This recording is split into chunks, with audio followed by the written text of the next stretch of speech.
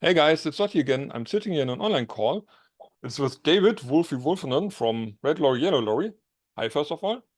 How are you doing? Yeah. Yeah, fine. And you? Yeah, fine. Thank you for inviting me and giving me this opportunity to talk about whatever you like. It's all good. It's an honor to me because you are one of the legendary artists bands in the post-punk scene. Yeah, it's like this. Or how would you say? Don't you see it like this? I would say that I'm poor but rich in soul, but financially poor, like a lot of people, I suppose. Yeah, I think it's like music all in most cases doesn't bring much money. Yeah. No, it doesn't. I'm just hoping that we'll all be rewarded when we get to heaven. Maybe I don't know. Probably. Or in hell, there's a better party. Or in hell, yeah, yeah. If you play the blues, you go to hell, don't you? Yeah, you do. Cool. But maybe as people might watch that don't know that much about you and your band, could you explain yourself? Who are you and how did all this start with the Lorries back then? Yeah,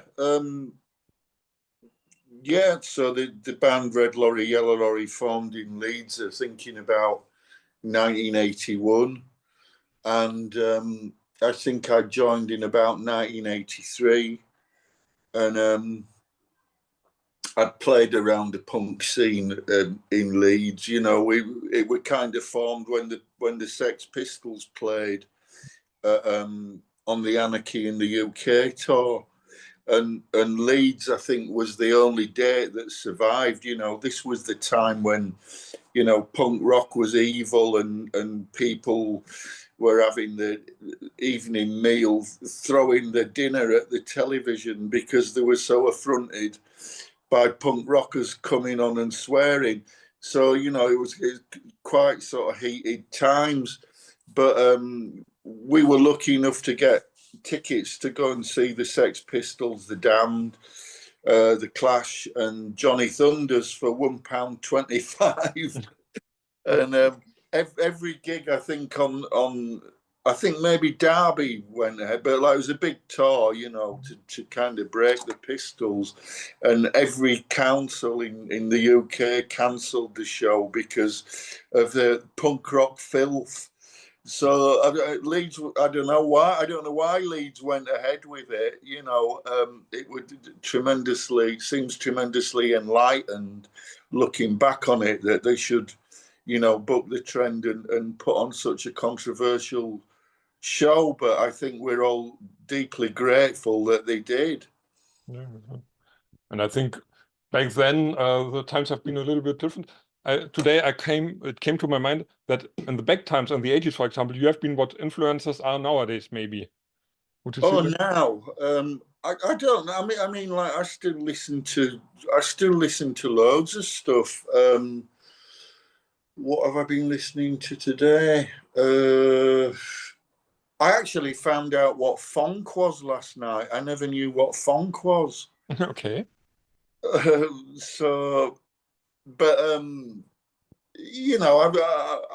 an old person, so I've listened to a lot of music. I grew up in the '60s with the Beatles and the Stones, and then through the '70s, we all liked Led Zeppelin and Black Sabbath, and then glam rock, and then punk rock, and then post punk, and then rave techno. So they're all kind of significant cultural events that I've been lucky enough uh, to be able to enjoy. Like a lot of people, when you get old, you've listened to a lot of music. So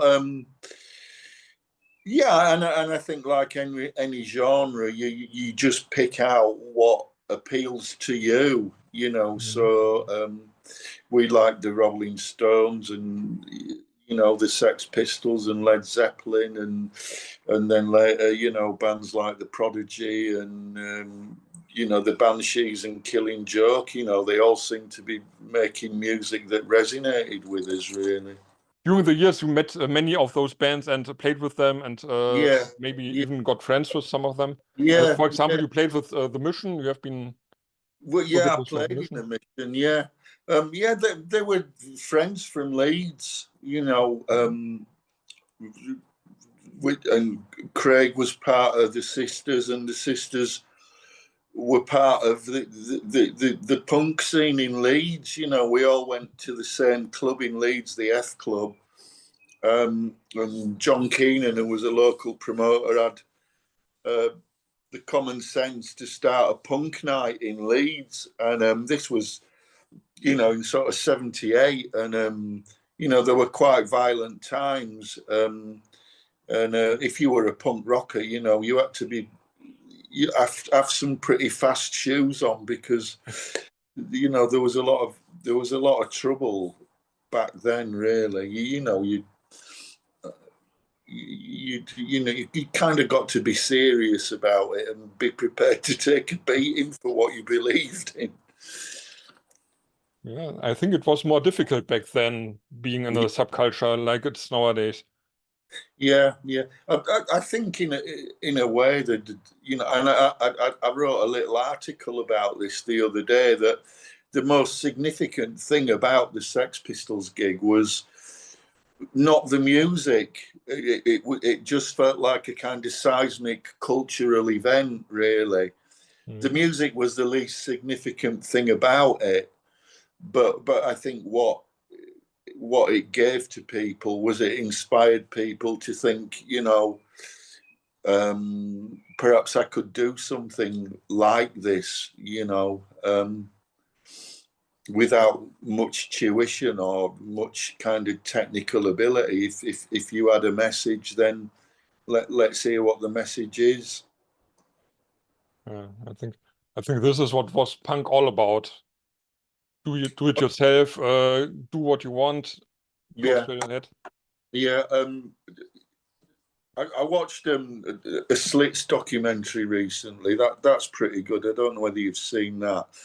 And what you kind of get from the documentary is that the Slits, you know, had very minimal skills on their instruments, but their ideas were vast.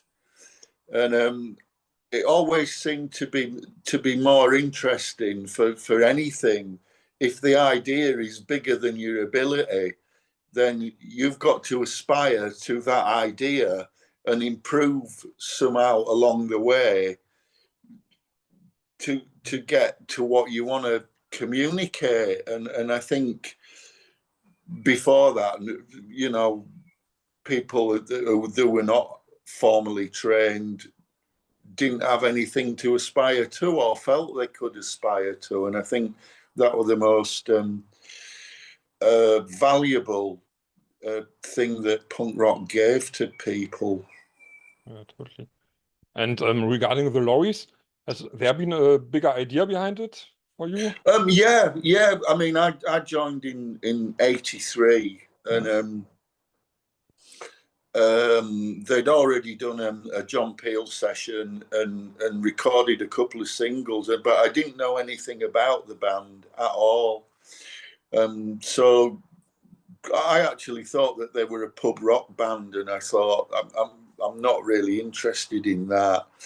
And Chris played me this Take It All, and he said, "Oh, we've just recorded this," and they'd just been to Spacewood Studios in Cambridge, and I thought, fucking hell, that's good, you know.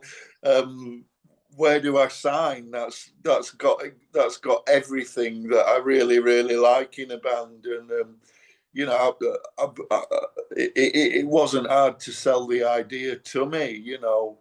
And we just kind of wanted to create a band that had a lot of quite over-the-top guitar sounds, but quite well-crafted pop songs.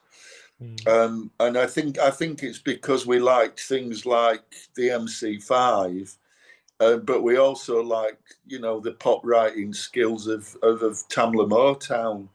it's kind of really hard to knock those records. So I think in a way, without really thinking about it, we wanted to have good pop songs, but kind of fuck them up really, like almost like ballads, but turn them inside out. I think that's unconsciously what we were doing, but consciously we were just following our instincts and doing what we thought sounded good. And I think you touched many people because, as I said, for some people you are kind of a legend. No, well, it's nice. It's a nice thing to say. Yeah, it's like this. I know many people that say, "Okay, Red Lorry, Yellow Lorry, great band." Maybe you had many ups and downs, for example, but it's nice. I think it's good if people remember it that way. We always felt really proud of what we did, and we always tried to play every gig as if it was the last one. I think that's kind of because we were fans of the Clash, and going to see the Clash was incredible. They really looked like they were exploding on stage, and we kind of took that on board and thought, yeah, this has got to be an explosion, of sort of sound and light, really. So we always had good people who did good sound and lights for us, or tried to make us look or sound more interesting than we probably were. But we were quite careful about who we picked to work with, really. I think it was more difficult to get good people back then than nowadays, because nowadays you have internet, you can call good people from all over the world. Yeah, I mean, it was very much like a kind of word of mouth thing. It was a network. One of the best things that we ever did that kind of gave the band a good break was touring with Exmal Deutschland. And they became friends of ours, and through them we got to be friends with people from Beggars Banquet, who we eventually ended up signing with. And my own thought is that we should have signed to Beggars or 4AD from day one, but that was out of my hands. But I always thought the band would have achieved more success had we signed to 4AD or Beggars. And when we did sign to Beggars, it was difficult to change the pattern or the perception of the band in the UK, although the band did really well in Germany and in America. We did okay over there, but the UK was always difficult. I think it's like the prophet in its own land story. Being at home, people didn't understand you right, but outside, like here in Germany, we'd come to Germany and play to 1,000 people. Like, I remember the first time we played the Markthalle, and I didn't even know what it was. And the queue was absolutely massive around it. And I said, who's playing there tonight? And the guy said, well, you are. And when we'd been used to playing to like 250 people or 200 people in pubs, so we thought, well, clearly we're doing something right, so that kind of kept us going, the sort of success on a relatively small level in places like Germany and Italy and America sustained the band over a long period of time. The UK certainly didn't, and the UK press were never fans of the band, but so it was. But I think we sort of always really wanted to travel, and we were given that opportunity, through making music that we made. Great. And if you think about Germany, for example, being here on tour in the bad times, then What have been the coolest experiences you made, the coolest people you met, for example, besides in, mal Deutschland or something? in Germany, we always had a really good time. We always had a really good time in Germany. You know, playing places like the Markthalle, and there was a really good place in Munich that we played, and the Batch Cap. Were all places that we played regularly and came to love. When we played in Hamburg, Andrew from the Sisters always made a point of coming, and because we were friends from Leeds, he always came to see us, you know, and he was a fan of the band, you know.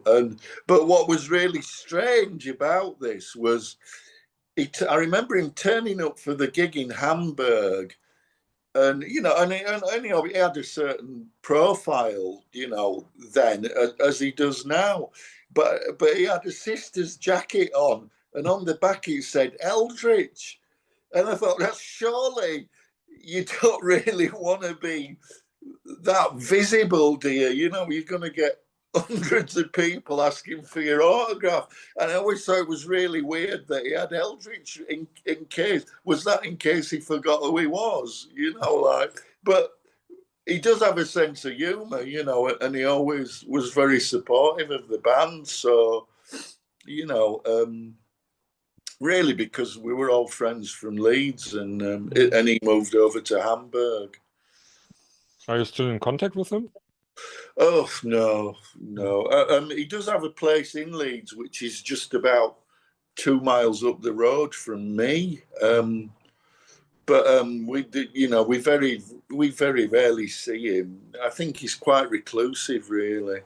Yeah, they've been touring last year in Germany, for example, or in general. Yeah. In Germany, and he had some health problems, I think, in between. Yeah, but I think it's, you know, I think I've always liked the Sisters. You know, I've always liked the Sisters. And yeah, we have to talk about health problems, I think, because there's one reason I'm just talking to you, not to Chris. I think he has health problems as well. Yeah. Before I say something, maybe can you tell what you want to tell about it? Yeah, it was fine. When we started recording for this album, which was around about 2015, his mum became really ill, and so we started the process of recording these tracks for this album. And we played a few gigs. We played in Whitby, and we did Leipzig, but as time went on, his mum got progressively more ill, so that it meant that he effectively became his mum's carer, and was impossible for him to sustain any kind of involvement with the band, really, because of what the demands of looking after a parent, you know, who's pretty ill, you know, demanded of him.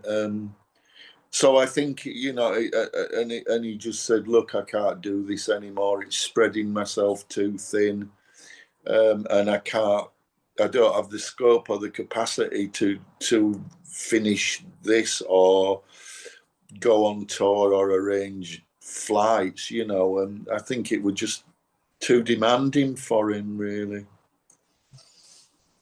And I think this is the reason why the Lorries have been like not around the last years, and now you're coming with the last album.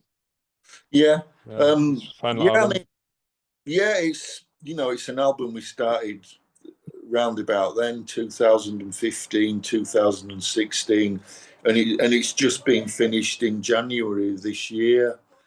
So it just seemed a shame not to make a concerted effort to finish it and release it, because, you know, it was a snapshot of the band at that time. And luckily we found a good label through Cop International. I think it's landed on the right doorstep, and they've been great to work with, and they're very supportive, and they've got a good roster of artists, and they're pretty easy to work with. You know, they're good. We're on the same page, so it's landed on the right doorstep, really. I think Christian from Cop International is a really nice guy. Yeah, Talk to him a lot, or writing at least a lot, and he's really caring for the bands. Yeah, do you know him? Yeah, no, not personally, but by writing. I've written sometimes. Yeah, he's a good man. Yeah. And obviously, because we're doing this from a distance, Yeah. you know, communication is key to this, and you know, and he's very good at it. He's very effective. I think he knows what he wants, and I think he knows what he wants from the label and what kind of identity. And he's built a strong identity for the label. And regarding the album, the title is "Strange Kind of Paradise," right? It is, yeah, Yeah. yeah. And maybe you can tell a little bit, when did you said 2015 around you started writing, and you took all the time to write, or have you written all the songs back then and recorded during the years? No, we sort of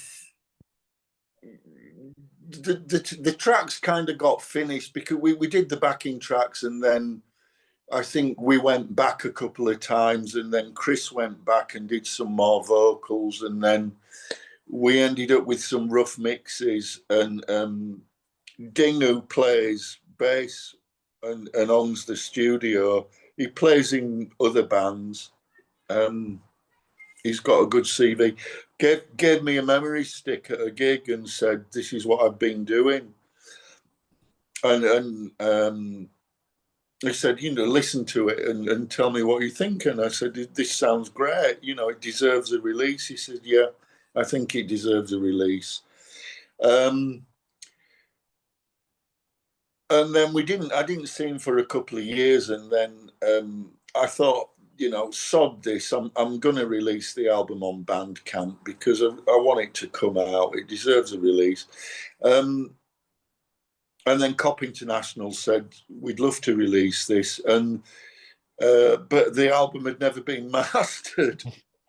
So the album was finally mixed and mastered through December 23 and January 24. So it was finished in January 24. So it's been quite a lengthy process, because Ding works with a lot of other bands, and I think he did it as and when he could, you know, time permitting, with his studio commitments.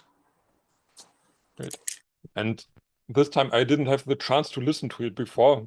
In most cases I can listen before, but this time I didn't. So maybe can you tell me a little bit? Is it like old school Lorries, or did you try something new? It doesn't sound like a goth album at all. Okay. It really doesn't. There's no drum machine on it.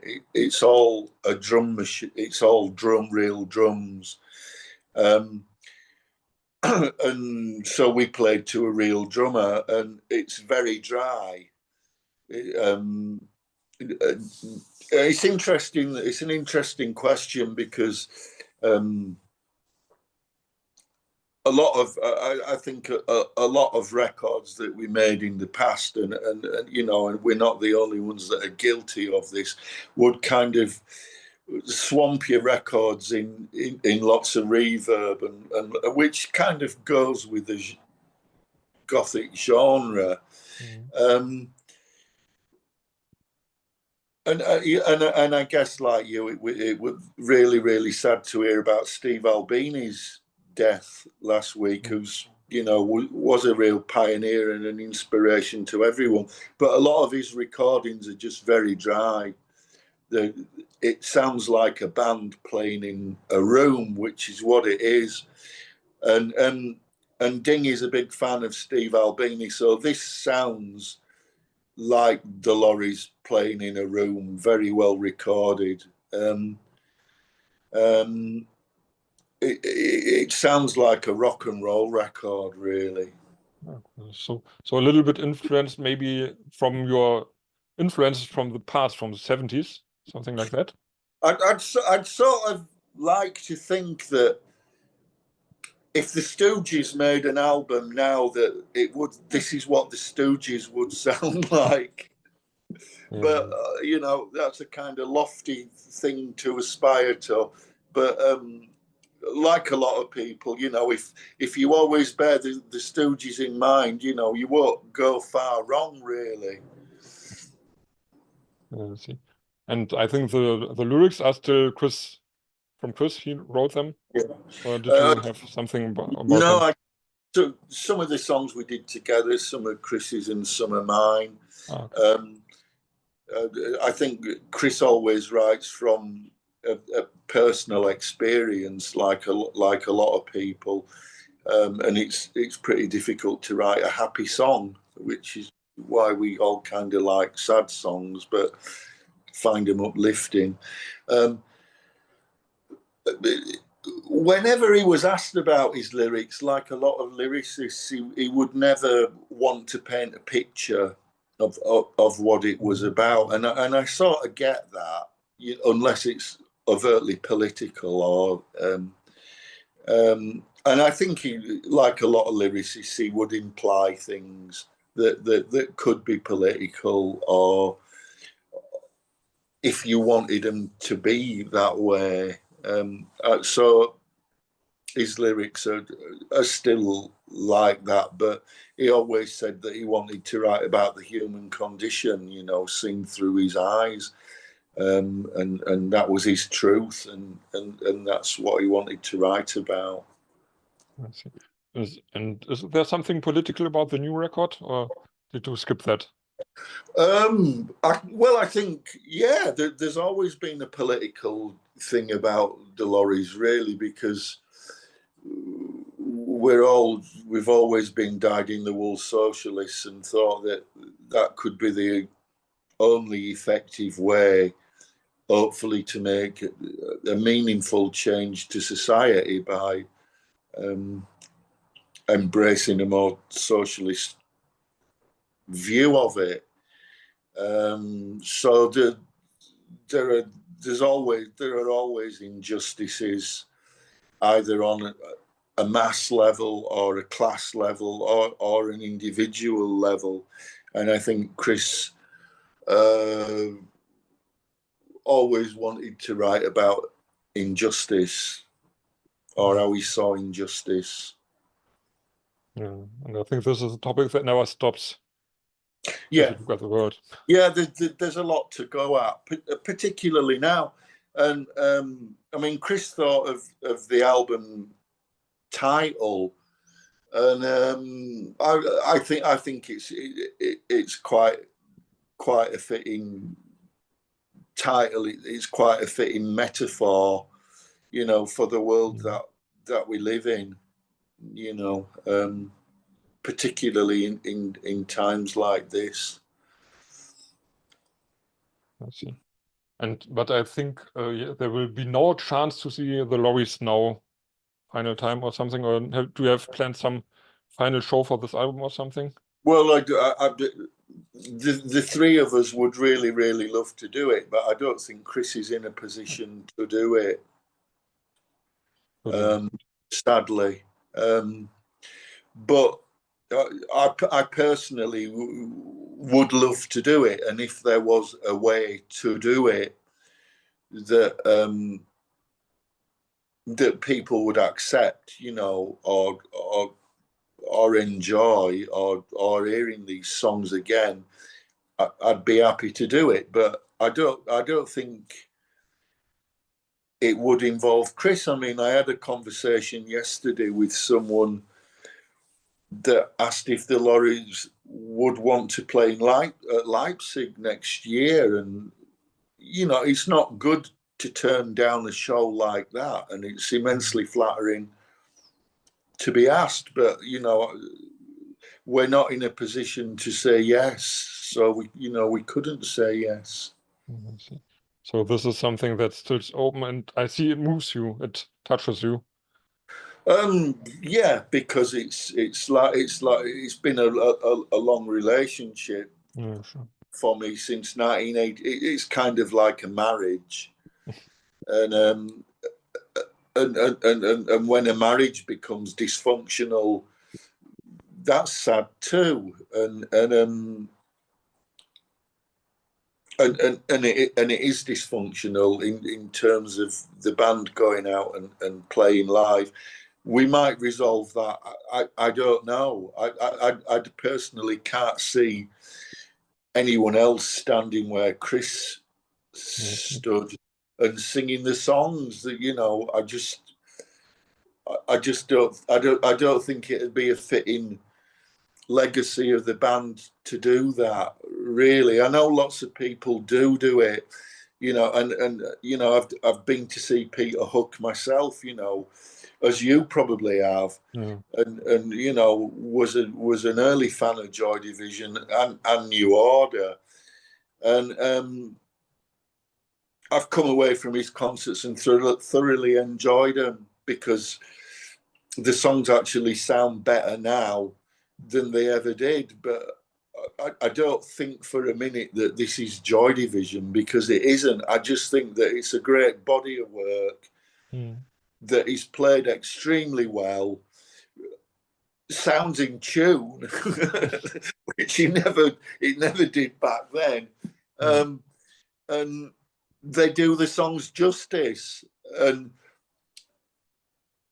if the Lorries were to play again, that is the mindset that I would adopt, that these are good songs that deserve to be played. That is how I would view it. I don't know how Peter Hook views it, but, you know, certainly plenty of people go and have a great time listening, you know, to the fabulous songs of Joy Division. Yeah, totally. Yeah, it's always a great show when he's playing. Yeah, it's always great, and you go out and you have a great night, and you come home, and if you view it like that, it is a concert and it's an event, and that is all it means. Yeah, I've been to tribute bands, for example, in the last weeks that have played, for example, Rage Against the Machine or Die Toten Hosen or something, or Queen. And if the tribute band is good, you can enjoy it, but you never would assume it's the band. You know, I think times have really changed. You know, there never used to be any cover bands around, you know, when we started in the 80s. And now there is a definite market. There's actually a much more easier spectrum of people to reach, I think, by playing covers rather than your own music, unless you're really successful. It is easier to survive as a covers band. I don't think that's right, but I can see why people do it. And I can understand why people go there, because if you see the ticket prices, for example, for the big acts, it's really hard for working class people to go there, and tribute band can be affordable. Yeah, quite. But before we go too far away from your music, we can back to you. And we talked before we started the official part of the interview, and you told me you're in Leipzig this weekend because you have another band playing. So maybe you can tell a little bit, what are you doing beside or currently musically? Well, on Friday I'm playing with Rose of Avalanche, who are another Leeds band. We also have a glam rock covers band, which, and so this was a kind of thing that we did during COVID, and we just learned to, you know, because there was nothing to do. So we sat at home and came up with a list of songs that we'd like to play, like by Sweet and Mud, and just to keep playing. So we sort of worked all these songs out and you know the guitar parts, and then we met up and we were asked to play at a friend's birthday party. This was about 2.5 years ago, so we played all these silly glam rock songs and people really liked it, and we've kept going ever since. And you know, it's actually doing okay, you know, but there's a lot of good stuff, you know, like Roxy Music, and the sweet songs, you know, are always great.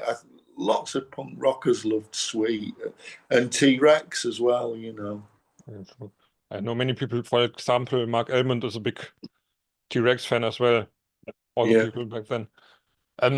But if we talk about this, which of those songs, of those glam rock songs, is your favorite to play? Which do you play, love to play most? Oh, right, this is a good question.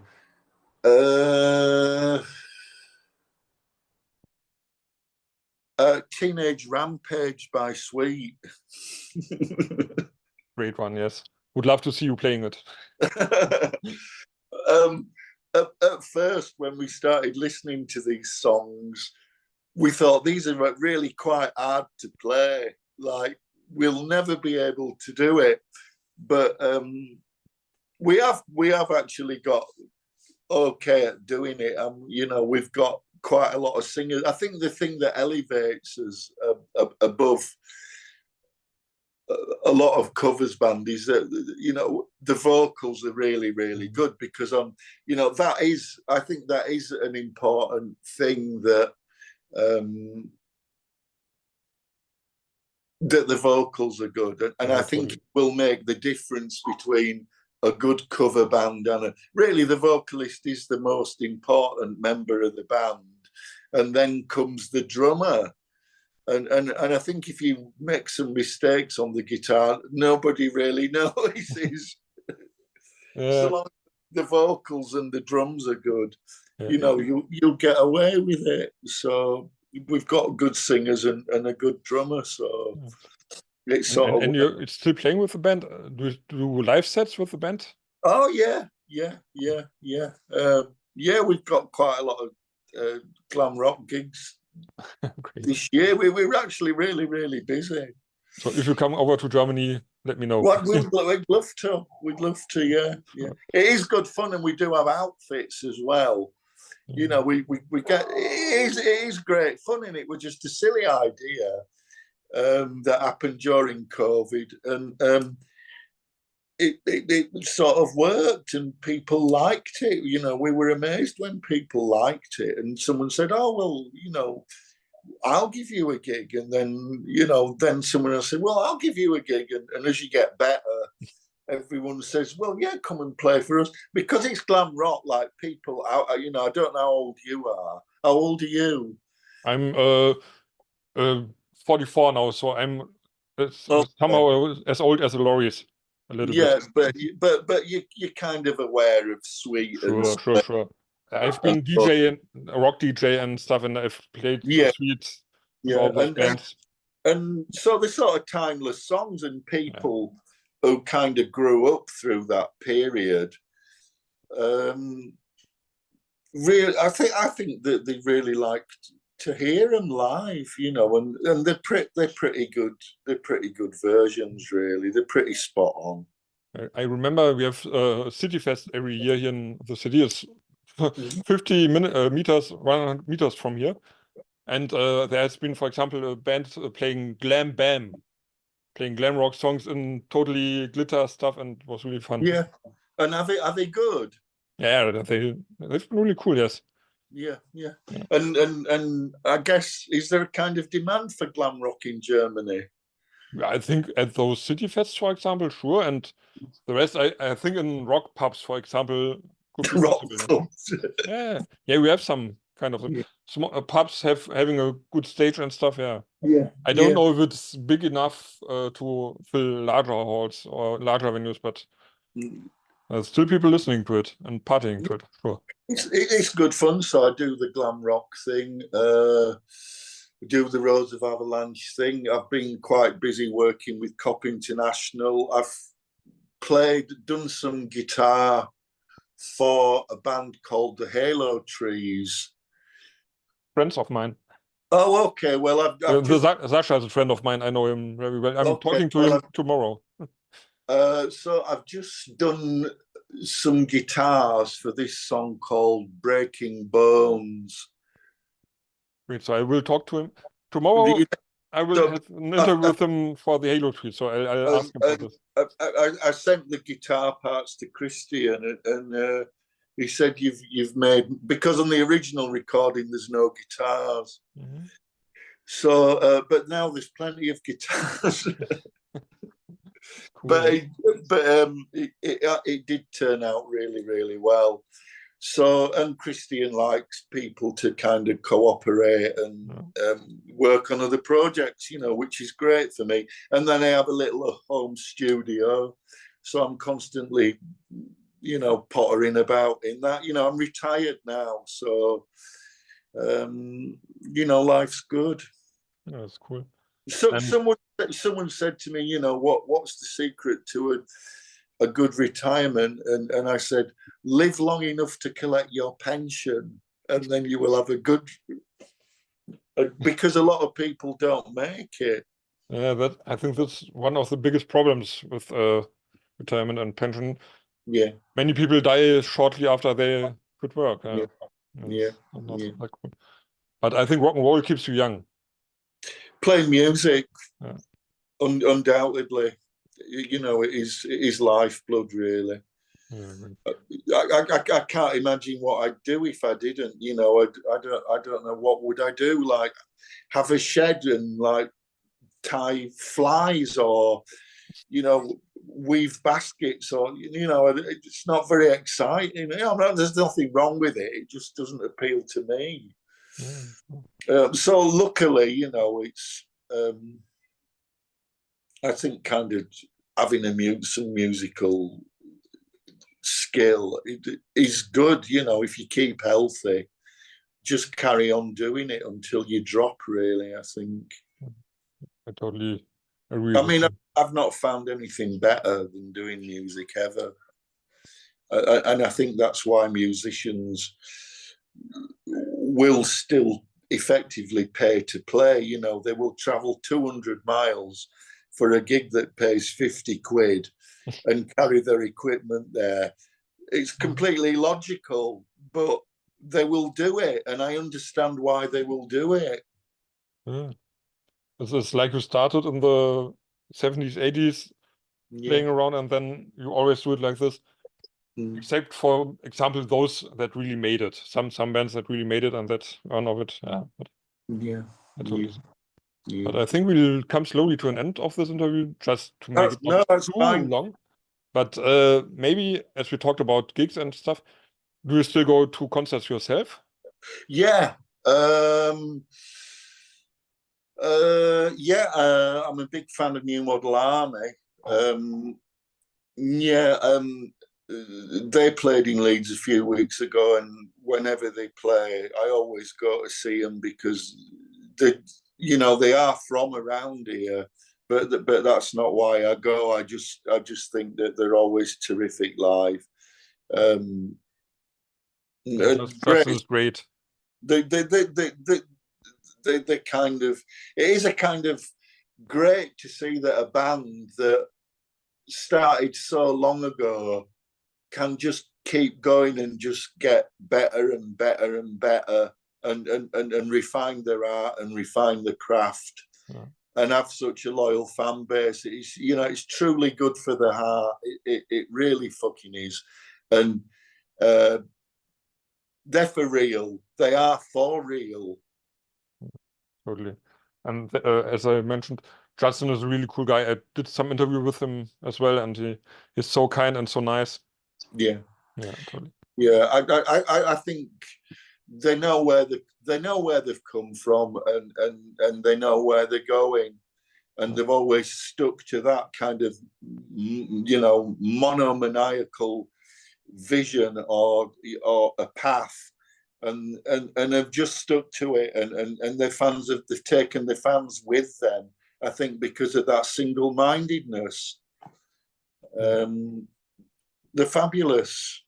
Not enough bands like New Model. Oh, and we're playing with the Rose are playing with the Chameleons in Leeds, another band that I'm a big fan of. So, but you know, these are kind of old bands, kind of like my age, but you know, that's what I like, you know. It's what I like as well, and I'm some years younger.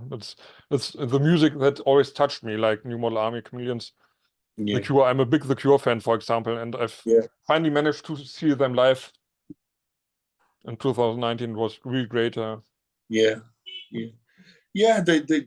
kind of stick to their ethic. Totally. Great. So, but before we start to get too nostalgic, this is cool, but I think people outside would maybe say, okay, we know all those bands, but do you have some free words, some greetings to the people outside, to my audience? Care for each other, look after each other, love each other, and beware of the rise of the right wing. Nothing more to say. So thank you for this great talk.